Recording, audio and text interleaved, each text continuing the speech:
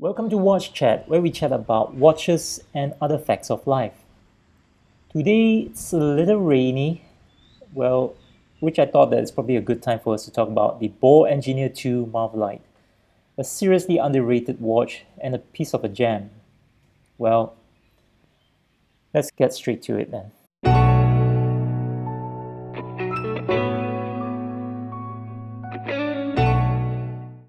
The Baume Watch Company has a rather interesting history. You see, in 1891, there was a head-on collision between two trains in Kipton, Ohio. The conductor did not realize that his watch had stopped for 4 minutes and then restarted. As a result, 8 people lost their lives.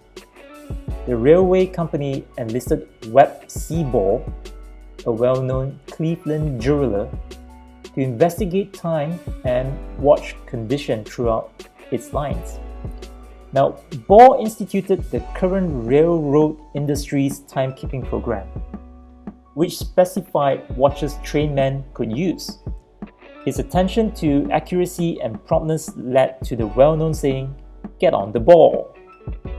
Yes, the Baume Watch Company was established in the United States and not Switzerland. Now, about the watch. The Baume Engineer 2 Marvelight reference number NM2026C-S6J-BE is powered by the Baume RR1103 automatic movement, which is an ETA 2824-2.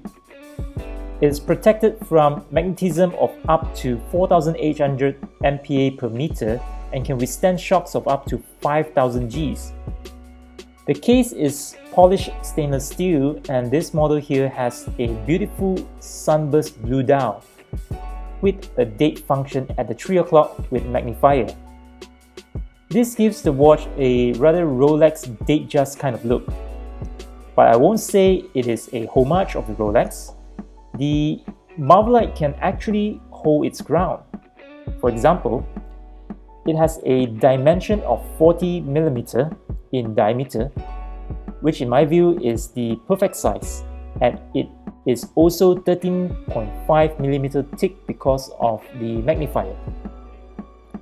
It also has a beautiful crafted train medallion case back as seen here. Now, the crown is a screw-down ball sign crown, which gives it a 100-meter water resistant. It has no crown guards, thereby giving it a very clean look. The watch also has a sapphire crystal with an anti-reflection coating. It has a power reserve of approximately 40 hours. Now, the strap here is a stainless steel bracelet with a polished finish solid centerling and a brush finish solid outerlings with polished edges.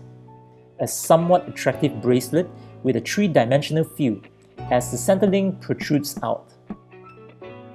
However, there is a downside to this, the huge polished finish centerling is a scratch and fingerprint magnet. Now, the removable links can be removed with screws and not pin sleeves, which is a plus. The buckle here is a folding butterfly clasp with the RR insignia on it, which in my view is a gorgeous looking piece of design. There is a few half links on each side to help with the adjustment on the bracelet as well. Now, let me try on my 16mm circumference wrist. Although the bracelet looks thick, it is actually pretty comfortable. The watch itself has some weight, but it's not too heavy.